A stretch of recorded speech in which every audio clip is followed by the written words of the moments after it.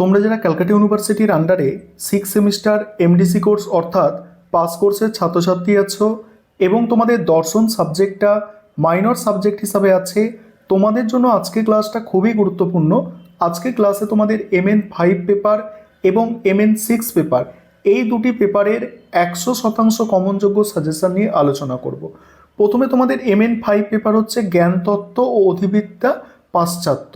এই পেপারের সাজেশনটা দেখো। তোমরা জানো তোমাদের 3 ধরনের প্রশ্ন পরীক্ষায় আসে।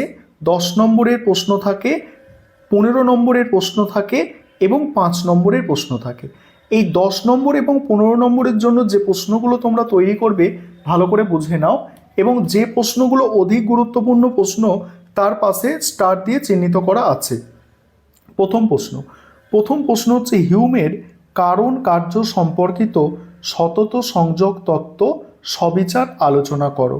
পরের প্রশ্ন হচ্ছে প্রতিরূপী বস্তুবাদের মূল বিষয়বস্তু ব্যাখ্যা করো এবং এটি কিভাবে সরল বস্তুবাদ থেকে পৃথক তা আলোচনা করো।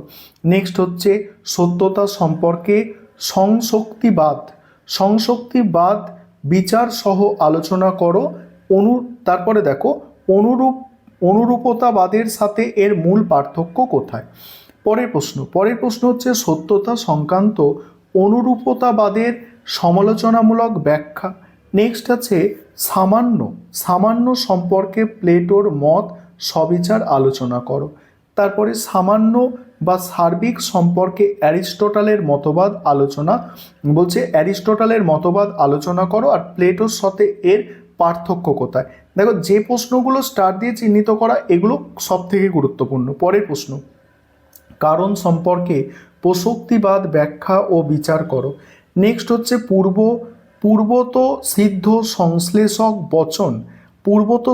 সংশ্লেষক বচন কি সম্ভব, কান্টকে অনুসরণ করে আলোচনা করো।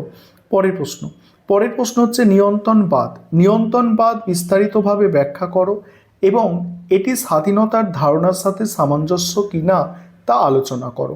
পরের প্রশ্ন হচ্ছে দ্রব্য সম্পর্কে অভিজ্ঞতাবাদী দার্শনিকদের মতবাদ সমালোচনা সহ আলোচনা করো। নেক্সট হচ্ছে সমালোচনা সহকারে বার্কলের ভাববাদ এর ব্যাখ্যা করো। নেক্সট হচ্ছে জন হসপার্স দ্বারা উল্লেখিত জ্ঞানের বিভিন্ন উৎস আলোচনা করো। তারপরে কিছু এক্সট্রা প্রশ্ন দেওয়া আছে। 12টা প্রশ্ন এখানে আমি মেন ইম্পর্টেন্ট সাজেস্ট করেছি। তার আগে একটা প্রশ্ন স্টার দেওয়া ছিল না, এখানে একটা প্রশ্ন শেষে তাই স্টার দেওয়া আছে। অর্থাৎ টোটাল মোস্ট ইম্পর্টেন্ট প্রশ্ন আমি 11টা বা 12টা সাজেস্ট করেছি বড় প্রশ্ন হিসাবে এই পেপার থেকে। এবং 5 নম্বরের যে প্রশ্নগুলো এখানে আছে দেখো, 5 নম্বরের প্রশ্ন। প্রথম প্রশ্ন আছে বাচনিক জ্ঞানের আবশ্যিক ও পর্যাপ্ত শর্তাবলী কি কি। তারপরে প্রশ্ন আছে ধারণা এবং প্রতিরূপের মধ্যে পার্থক্য। নেক্সট হচ্ছে জানা শব্দটির বিভিন্ন অর্থ উদাহরণসহ ব্যাখ্যা করো। নেক্সট হচ্ছে বিশ্লেষক বচনের প্রধান দুটির সংজ্ঞা দাও এবং উদাহরণসহ ব্যাখ্যা করো। পরের প্রশ্ন কান্ট কিভাবে পূর্বসিদ্ধ এবং পরতসিদ্ধ বচনের পার্থক্য করেছেন।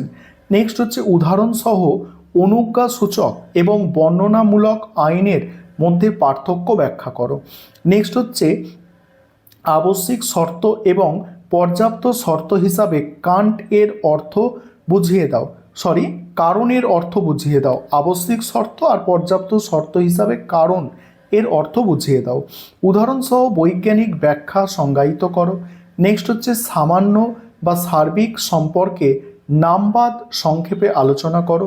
নেক্সট হচ্ছে সত্য হলো তাই যা কার্যকর।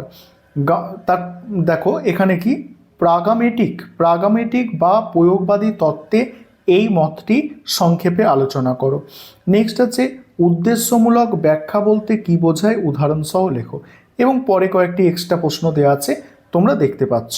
এবারে আরও একটি পেপার তোমাদের পড়তে হয় মাইনরের, যেটা পেপার কোড হচ্ছে MN6, যেটা মনোবিজ্ঞান ও মনের দর্শন অর্থাৎ psychology and philosophy of mind. এখানে 10 নম্বর এবং 15 নম্বরের জন্য যে প্রশ্নগুলো তোমরা তৈরি করবে দেখো, তার আগে একটা বিষয় তোমাদের বলার আছে। তোমরা অনেকে এই পেপারের স্টাডি মেটেরিয়াল পারচেস করতে চাইছিলে, তোমাদের বলি যে এই পেপারের স্টাডি মেটেরিয়াল কিন্তু আমাদের রেডি হয়ে গিয়েছে। তোমরা যারা পিডিএফ নোটস কিনতে চাইছো অবশ্যই তোমরা স্ক্রিনে দেওয়া নম্বরে যোগাযোগ করতে পারো। এই সাজেশনের ওপর কমপ্লিট অ্যান্সার তোমরা কিন্তু পেয়ে যাবে স্টাডি মেটেরিয়াল অর্থাৎ পিডিএফ নোটসের মধ্যে। দেখো এখানে 10-15 নম্বরের যে প্রশ্নগুলো তোমরা করবে, প্রথম প্রশ্ন প্রত্যক্ষ কাকে বলে, প্রত্যক্ষ সম্পর্কে গেস্টাল এর মতবাদ ব্যাখ্যা করো। নেক্সট হচ্ছে শিক্ষণ সম্পর্কে প্রচেষ্টা ও ভ্রম সংশোধন মতবাদটি সবিচারে আলোচনা করো। এর সঙ্গে আছে অন্তর্দৃষ্টির মাধ্যমে শিক্ষণ তত্ত্বটি কি এই মতবাদের তুলনায় অধিক সন্তোষজনক, আলোচনা করো। তারপরের প্রশ্ন আছে দেহ মন সম্পর্কিত ক্রিয়া প্রতিক্রিয়াবাদের মূল বক্তব্য ব্যাখ্যা ও বিচার করো। নেক্সট হচ্ছে শিক্ষণ প্রসঙ্গে প্যাভলভের সাপেক্ষ প্রতিবর্ত তত্ত্বটি ব্যাখ্যা ও বিচার করো। নেক্সট হচ্ছে দেহ ও মন সম্পর্কিত অভিন্নতাবাদ সবিচারে ব্যাখ্যা করো। দেহ ও মন সম্পর্কিত অভিন্নতাবাদ সবিচারে ব্যাখ্যা করো। নেক্সট হচ্ছে ফ্রয়েডের স্বপ্ন তত্ত্ব আলোচনা করো। মন সম্পর্কিত সমান্তরালবাদ বা দ্বিপার্শ্বিক তত্ত্ব সবিচারে আলোচনা করো। ব্যক্তিত্বের উপাদান বলতে কি বোঝো? ব্যক্তিত্ব কি বংশগতির দ্বারা না পরিবেশের নাকি উভয়ের দ্বারাই প্রভাবিত? যুক্তি সহকারে লেখো। নেক্সট হচ্ছে নিজ্ঞান মনের অস্তিত্বের সপক্ষে বলছে মনের অস্তিত্বের সপক্ষে যুক্তিগুলি আলোচনা করো। পরের প্রশ্ন হচ্ছে মনোবিজ্ঞানের সংজ্ঞা দাও।